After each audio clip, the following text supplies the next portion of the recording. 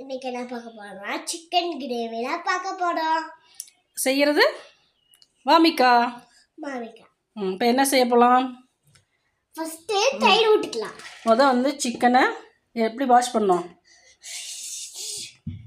என்ன போட்டு வாஷ் பண்ணோம்? உப்பு 2-3 தடவை கழுவிட்டு உப்பு மஞ்சத்தூள் தயிர் போட்டு வாஷ் பண்ணி தண்ணியெல்லாம் இல்லாமல் வடிகட்டி வச்சுருக்கோம்.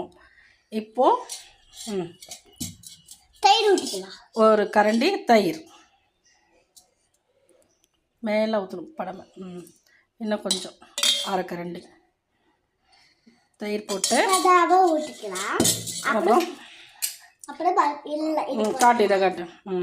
போட்டுக்கலாம். 1 ஸ்பூன் மஞ்சத்தூள், 1 ஸ்பூன் உப்பு, இதை போட்டு நல்லா கலக்கி நம்ம ஊற வைக்க போகிறோம். கலக்குங்க.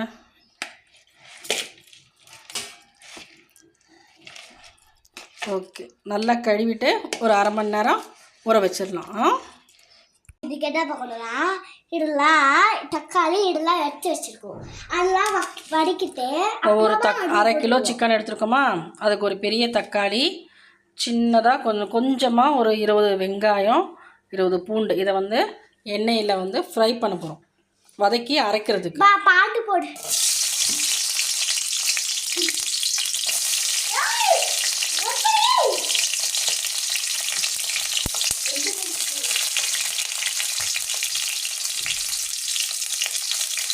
குடுமா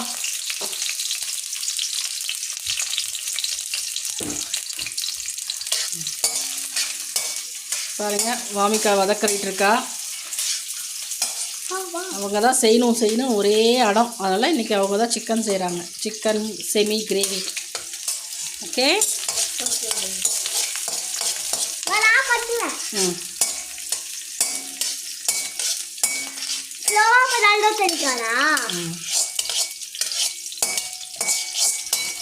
இங்கே இருக்கு.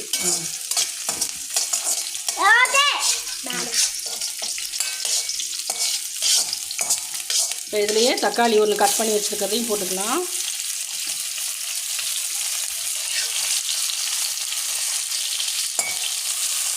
இதை வதக்கி ஆற வச்சுக்கலாம். இப்போ அதே எண்ணெயில் எடுத்து வச்சுருந்த ஒரு 20 வெங்காயம், பூண்டு, கருவேப்பிலை போட்டு நல்லா வதக்கிட்டு, தாளிக்கிறதுக்கு நம்ம எதுவுமே போட வேண்டாம். செந்தூர் ஃபுட் ப்ராடக்ட்டில் வந்து கறி மசாலா இருக்குது. அந்த கறி மசாலாவில் நீங்கள் அதை அப்படியே போட்டால் போதும். இப்போ வந்து 1.5 ஸ்பூன் வந்து இஞ்சி பூண்டு போட்டுக்கிறேன். அந்த மசாலா வந்து நீங்கள் சிக்கனுக்கு போட்டுக்கலாம், மட்டனுக்கு போட்டுக்கலாம், எல்லாத்துக்கும் ஒரே மசாலா போட்டு செஞ்சிங்கன்னா ரொம்ப அருமையாக இருக்கும். நீங்கள் தனியாக மிளகாத்தூளோ தனியாத்தூள் எதுவுமே போட தேவை கிடையாது. உருளைக்கிழங்கு, சேனக்கிழங்கு, வெஜ் ஐட்டமில் வந்து நம்ம அந்த மசாலா அது மாதிரி செய்கிறப்ப அந்த இது நீங்கள் போட்டிங்கன்னா போதும், நல்லா வாசனையாக இருக்கும்.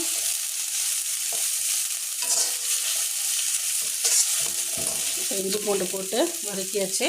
இப்போ நம்ம ஊற வச்சுருந்த சிக்கன், தயிர், உப்பு, மஞ்சத்தூள் போட்டு ஊற வச்சுருந்தோம்ல, அந்த சிக்கனை போட்டு ஒரு 10 நிமிஷம் நல்லா கலர் மாறுற வரைக்கும் வதக்கிக்கலாம். பாருங்கள், செந்தூர் ஃபுட் ப்ராடக்ட்டில் வந்து கரம் மசாலா, சப்பாத்தி மாவு, தோசை மாவு, மீன் வறுவல், மீன் குழம்பு, பிரியாணி மசாலா, சிக்கன் 65 மசாலா, அப்புறம் ஊறுகாய் வகைகள் எல்லாமே ரெடி பண்ணி வச்சுருக்கோம். அப்புறம் வந்து தாளிப்பு வடகம் இருக்குது. இப்போ வந்து நான் இந்த எல்லாத்துக்கும் ஒரே மசாலா சொன்னேன் பார்த்தீங்களா, அது வீட்டுக்காக நான் கொஞ்சம் எடுத்து வச்சுருக்கேன் ரெடி பண்ணி. இப்போ இதில் தான் நம்ம சிக்கன் செய்ய போகிறோம். இதில் வந்து எல்லாத்துக்கும் நீங்கள் போட்டுக்கலாம். சிக்கன், மட்டன், ஈரல், குடல் குழம்பு, குடல் வறுவல், இன்னும் என்ன இருக்கோ எல்லாத்துக்கும் இந்த ஒரு மசாலா போதும். நீங்கள் தனியாக மிளகாத்தூள், தனியாத்தூள் எதுவுமே தேவை கிடையாது. இப்போ நான் சிக்கனுக்கு இதை போட்டு காட்டுறேன். சிக்கன் பாருங்கள், கொஞ்சம் கலர் மாறிடுச்சு.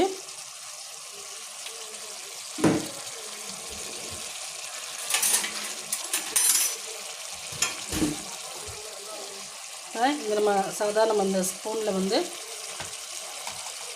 செமி கிரேவியாக வைக்கிறதுனால இந்த 2 ஸ்பூன் மாதிரி போட்டுக்கிறேன். உங்களுக்கு காரம் எப்படி இருக்குன்னு பார்த்துட்டு நீங்கள் போட்டுக்கோங்க. காரம் பத்தலைன்னா இன்னொரு ஸ்பூன் கூட போட்டுக்கோங்க. நான் பார்த்துட்டு போட்டுக்கிறேன்.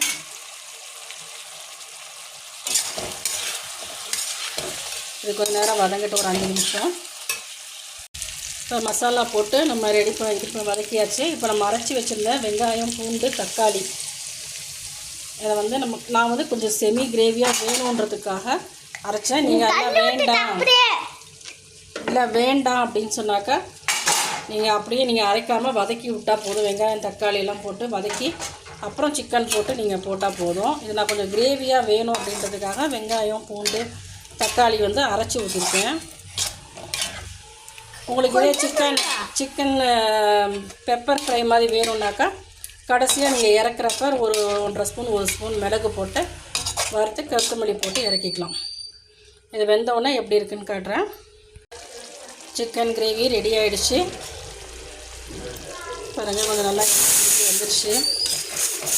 இதுலேயே ஆஃப் பண்ணிடலாம். கொத்தமல்லி தழை போட்டு நம்ம வேறு இதுக்கு மாற்றிக்கலாம். ஏன்னா இது இரும்பு சட்டின்றதுனால நம்ம வேறு இதுக்கு மாற்றிக்கலாம். நீங்களும் சுவையாக மணமாக செய்யணுன்னா செந்தூர் ஃபுட் ப்ராடக்ட் கறி மசாலா வாங்கி எல்லா பொருளுமே ரொம்ப நல்லாயிருக்கும். நீங்கள் வாங்கி யூஸ் பண்ணி பார்த்துட்டு எப்படி இருக்குதுன்னு சொல்லுங்கள். இதில் சூப்பு வகைகளும் இருக்குது. முடவாட்டுக்கால் சூப் இருக்குது, முருங்கைக்கீரை சூப் இருக்குது, எல்லா வகையான சூப் இருக்குது. அதுவும் இல்லாமல் இப்போ ஃப்ரீ மிக்ஸ் ரெடி பண்ணிகிட்ருக்கோம். பொங்கல் நீங்கள் வந்து அப்படியே நீங்கள் குக்கரில் போட்டு தண்ணியை ஊற்றி உப்பு போட்டு வச்சா போதும். அரிசி பொங்கல், திணை பொங்கல், சிறுதானியத்தில் எல்லா பொங்கலும் ரெடி பண்ணுறோம். வேணும்னாக்கா வாட்ஸ்அப்பில் ஆர்டர் கொடுத்துக்கோங்க. தேங்க்யூ. சிக்கனெல்லாம் எடுத்துகிட்டு சட்டியில் போட்டு சாதம் பிரட்டி சாப்பிட்டிங்கன்னா செமையாக இருந்துச்சு. சூப்பராக இருந்தது. 2 ஸ்பூன் வந்து 2 ஸ்பூன் தான் போட்டேன் 1/2 கிலோ சிக்கனுக்கு. வேறு எதுவுமே நான் போடலை. ரொம்ப நல்லா வந்துருந்துச்சு. பாப்பா உருளைக்கிழங்கு கேட்டான்னு சொல்லிட்டு ஒரு உருளைக்கிழங்கு போட்டிருக்கேன். ரொம்ப நல்லா இருந்துச்சு. நீங்கள் வாங்கி ஒரு தடவை செஞ்சு பாருங்கள் எப்படி இருக்குன்ட்டு. சிக்கன் சாப்பிட்டு பாப்பா சிக்கன் சாப்பிட்டு எப்படி இருந்துச்சு? சரி, பாப்பா சிக்கனை சாப்பிட்டு முடிச்சிட்டா.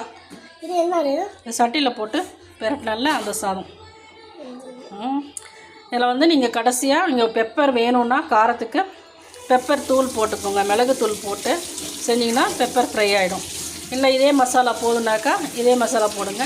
குழம்புக்கு வேணும்னா நீங்கள் குழம்பு வைக்கிற மாதிரி இருந்தீங்கனாக்கா 1 ஸ்பூன் மிளகாத்தூள், 2 ஸ்பூன் தனியாத்தூள் போட்டு இல்லை தேங்காய் அரைச்சி ஊற்றினாலும் சரி. நான் அதை பண்ண மாட்டேன். ஏன்னா இதே மசாலா ஊற்றிட்டு தேங்காய் அரைச்சி ஊற்றிக்குவேன். ஒவ்வொருத்தவங்க வந்து இன்னும் கொஞ்சம் நிறையா காணுமே இது அப்படின்னு சொல்லியிருக்காங்க அதை போடுறாங்க. எங்கள் அம்மாவே அப்படி தான் செய்வாங்க. அதனால் நான் வந்து இந்த மசாலா மட்டும்தான் போட்டு செய்வேன். எப்படி இருக்குன்னு பார்த்துட்டு நீங்கள் சொல்லுங்கள்.